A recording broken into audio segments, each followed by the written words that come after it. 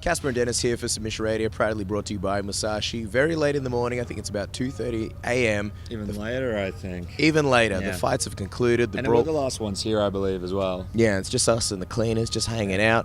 We spoke to Brett Okamoto, we spoke to Luke Thomas, got their takes on everything UFC 229, the fight itself, the brawl afterwards, all the infamous moments. But we want to take a second to just wrap and give our thoughts on what happened. What did you think about this ridiculous brawl, before we even break down the fight, this ridiculous brawl that happened, Conor McGregor being attacked, Khabib somewhat losing his mind, going after Dylan Dennis? What was your biggest takeaways from that? It's just really hard to talk about because after it happened, I just got really sad. For some reason, it was somewhat of a traumatic experience for me, and that's coming from a person that doesn't overly care about anything and doesn't. And is really dead inside. Dead inside, pretty much. Maybe it was multiplied by the fact that you and me tried to do some investigative reporting, and we went out the VIP exit, where before we got to it, Paul Pierce just decided not to take a photo with me after I defended him for many years for that fake ankle roll during the playoffs where he got carried off and came back straight away. But maybe it was because we were around a big sort of team Khabib. We can't really be specific about who exactly was from the team, but there was definitely a sense of animosity when they were out and about. There was about 30 or 40 of them. They were clashing with some police officers. They were dancing, but at the same time they were very upset, sort of agitated, and just sort of running amok out the front of the VIP area in the casino. I think because we were around that, we experienced it. We were there in the arena as the brawl broke out. It sort of added to the disappointment. For me, it kind of crossed the boundary between entertainment and sort of the weird plot of a Law and Order episode. I'm not talking about SVU, maybe just a normal one. That was a sort of dirty kind of, this isn't the kind of sport that I want to be representing. This isn't the kind of place that I want to be right now. You kind of ruined a fantastic moment in a great event, because leading into this, every fight was amazing. Even the main event I thought was fantastic. Yeah. And that was taken away. And not only that, the post-fight interviews, getting to see Conor McGregor speak about this loss, getting to see Khabib discuss this, and really looking forward as to what's going to happen next. I believe all of that was sort of taken away a little bit. And on top of that, a little bit of sprinkling of no one's really going to get punished, and this thing's probably going to be swept under the rug, and, you know, a blind eye will be turned by the biggest organization in the world, which just doesn't seem right to me. So, well, it should have been Khabib's night. I mean, this is a belt that for a long time was debated as to who the real champion was. Was it Khabib? Was it Tony Ferguson? Was it Conor McGregor? Yeah. And here was Khabib beating the guy who previously was the lineal champion. This should have been a night of celebration. Yeah. I mean, the way he did it was so dominant. He put an exclamation point at the end of it. He submitted Conor McGregor. I mean, we should all be talking about how great Khabib is, but instead the focal point is that he kind of lost his mind, and his reason for it, for jumping the fence, attacking Dylan Dennis, was the insults about his religion. It was a massive mistake. I mean, he did what he said he was going to do. He reached a peak point in his career, and kind of in a lot of ways he threw it away. It's like Michael Jordan when he won the playoffs with the Bulls. If he would have jumped to the crowd and punched the guy in the head because he was booing him, you know, he kind of ruined it all. And this was a Conor McGregor who came in with a pretty silly strategy. He was moving forward, he wasn't cutting angles, he wasn't managing his distance properly. If you look back and you look at the footage and you look at the way he's throwing his jab and he's leaping into it, the technique is not there. He's leaving himself open. He's looking lost out there. The teep kicks and the jabs did not create the distance management that he wanted. And then when he tried to slip, he slipped over. He didn't slip the punch. He wanted to be in the pocket. He was happy to be hit, and he did get hit, and he slipped over, and he wasn't able to use any angles or anything like that. This was a weird Conor McGregor. I know his team was asking him a number of times during the fight why he wasn't moving back, why he wasn't cutting the angles, why he wasn't standing in front of Khabib with both hands behind his back and taunting him, trying to get that sort of aura of mystery and doubt into Khabib's head. He just kind of went out there and fought, and I saw doubt in his face when he first came out. No doubt about it, Khabib was nervous. I think both guys were nervous. But I don't think Conor McGregor was the same confident Conor McGregor that we've seen in the past, and I don't think he was able to use mental warfare in this fight to gain an advantage. And I could put that towards an Anderson Silva and a lot of guys who use that as a real weapon, not being able to use that and then being like, all right, well, this is a straight fight now, and using the wrong strategy.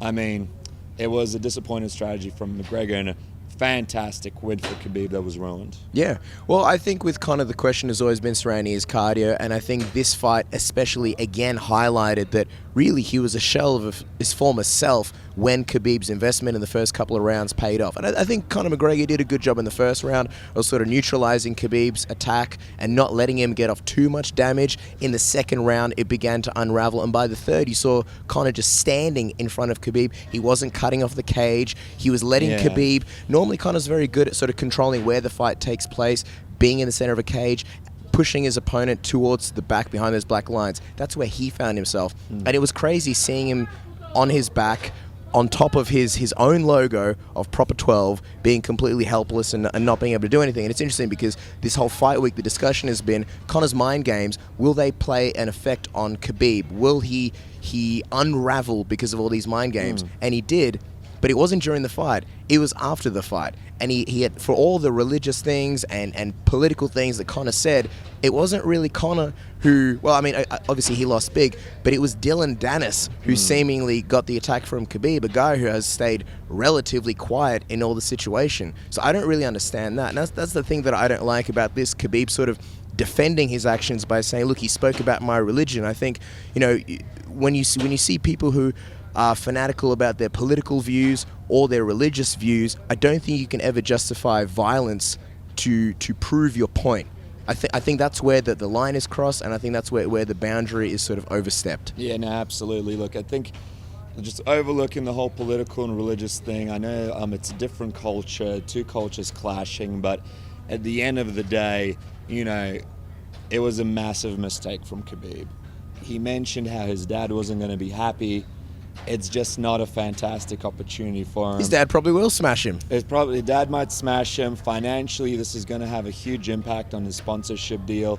This is not going to be a man who's going to be able to be the face of brands. This is not going to be a man that's going to be able to be the person that kids look up to. This is not going to be a man that's going to be able to sell kids merchandise and represent a country. And, you know, it's the wrong idea. People in Dagestan, Russia, Ukraine, I'm from Ukraine myself, they'll be disappointed as well. You know, I know a lot of people will say, well, we're happy that he sort of stood up for us, but a lot of people will also say, look, this isn't the way to do it. So I agree with you. It wasn't the way to do it.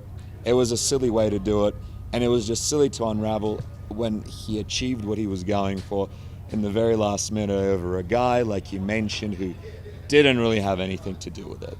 And I will give Khabib all the credit in the world for the way he handled Conor McGregor. I mean, he did a beautiful job of winning that fight. I also can't help but feel for Conor McGregor in this situation because this story sort of started with Khabib going after Conor's friend, and the story was that Conor is so loyal, he will do anything and everything to defend his friends, even going back to the Bellator incident where he jumped the cage.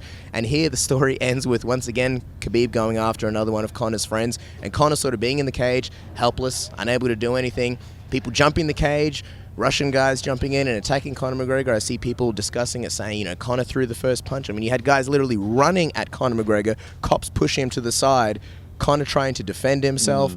It's just a complete clusterfuck. It's tough because you can't ignore the fact that the bus situation was a significant thing. And when Khabib went up to Artem, I don't believe it was anything too foul. Like, it wasn't the greatest situation, but we've all been in these confrontations. He wasn't trying to smash Artem's face in, and the thing was broken up rather quickly. Both men are guilty. I believe the bus incident was overlooked a lot quicker than it should have been. I believe Conor McGregor should have been punished more by the UFC, and it really showed the fact that they're not really going to do anything to him, and now the situation's flipped, and they're not going to do anything to Khabib either, because at the end of the day, this is a business to make money. And I think a lot of people believe it's a sport, and we like to think it's a sport, and it makes us feel better to know that it might be a sport from time to time, but moments like this just kind of show you what it's really all about, and it just is what it is. What I will say is John Kavanagh put out a fantastic tweet, you know, complimented the fight, the technique, and just said on to the next one. And then Conor McGregor tweeted out and said it was a good knock and he wants something like a rematch. So these guys aren't focusing on what happened. They're looking to move on to the next thing. I think it's a good strategy. They could have gone on Twitter. They could have gone on social media. They could have pressed charges. And I'm not saying that they shouldn't have, but they didn't. They could have gone on social media and said, this is an outrage, you know, we want this, we want that. They're looking to move past this thing.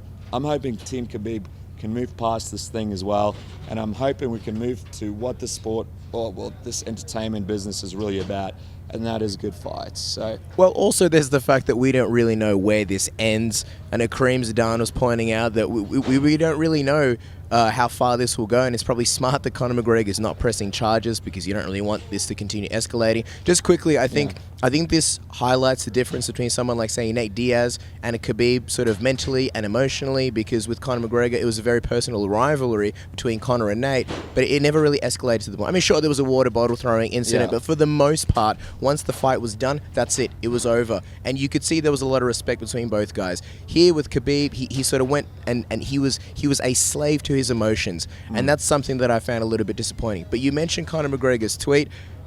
I don't doubt for a second that there will be an immediate rematch. Yeah, we had some good questions about it initially, what's going to happen next, but now that he's tweeted it, it's pretty much guaranteed there will be a rematch. If that's what Conor wants, I mean, the UFC know that they haven't got him for a long time, and they pretty much have to do whatever he wants to a certain degree. He doesn't have to take any fights he doesn't want. If that's the fight he wants, considering how much money they will make from the rematch, you mentioned it before, the commercial has essentially been filmed, and just like the bus incident, this will be the promo. How many people are going to tune in, not only for the fight, and by the way, I'm fascinated by the rematch, because Conor McGregor, he has come back stronger in the past. I thought without a doubt he'll lose that Nate Diaz rematch. He didn't. He shocked a lot of us. Can he make adjustments and beat Khabib in the rematch? 100%, That's one fascinating thing. The other thing is, what's that fight week going to look like? The team versus team aspect, the post-fight aspect, everybody will buy that. And then if you look at the options, unfortunately, I don't think the UFC want to make Khabib versus Tony Ferguson because it's fallen apart that many times, which is unfair to Tony. It's disappointing. I want to see that fight. I will bet almost the house that there will be an immediate rematch. Absolutely. Look, I think if Dustin beats Nate, Dustin might get a fight with Tony, possibly something like that. If Nate beats Dustin, he'll be waiting around for a Conor McGregor fight. And if Conor McGregor fights Khabib, it will be very interesting because we saw far from a great Conor McGregor today. He did not have a good strategy. This was not the best Conor McGregor. There was something off about him, and he learns from his losses. That's what John Kavanagh's book is called, Win or Learn. So we'll see what happens there. There's definitely that. But I believe Conor McGregor at the next press conference will not be the Conor McGregor that comes out and talks about Ali and Noah and all this other bullshit. I think this is going to be a Conor McGregor that we've seen in the Nate Diaz rematch, the one that admits that Khabib was the better man on the day, the one that wants a chance to prove himself, the one that is a lot less trash talky and a lot more just about the fact that he's there and he wants to get this rematch. And in a funny kind of way, I actually think they'll sort of mend their relationship by going through this fight week. I don't think it's going to be trash talk. I think Conor's going to give Khabib the respect that he also wants, and it's going to possibly end up in a Conor McGregor win with a 1-1, or a Khabib sort of putting the beginning of a downfall to Conor McGregor's career. So it's going to be very interesting. There's a lot to sort of debate. I know you guys won't necessarily agree with everything that we said. Let us know what you think in the comment section below. UFC 229, it's been a fun week. Any highlights other than tonight? Yeah, I mean, look, the media here has been amazing. We've been able to really speak to a lot of great people. A big thank you. Chael Sonnen, Dan Hardy, Dominic Cruz. A wild time. We've absolutely loved the feedback and also covering this event for you guys. Absolutely. A big thank you to Musashi and AirAsia for helping us get over here, helping us cover this, helping us be a part of it all. A big thank you to guys like Luke Thomas, who have helped us along the way and have always been supportive. And a big thanks to you guys, because we've been getting so many fantastic messages on Twitter and Facebook. Believe me, it hasn't gone unnoticed. We read every one of those messages, and it just gets me excited, much like this rematch, to see how we can push our coverage to the next time. Absolutely. If we're lucky, we may have a couple more interviews for you tomorrow, depending on what happens. Till then, guys, stay safe, avoid the brawls. We'll catch you later.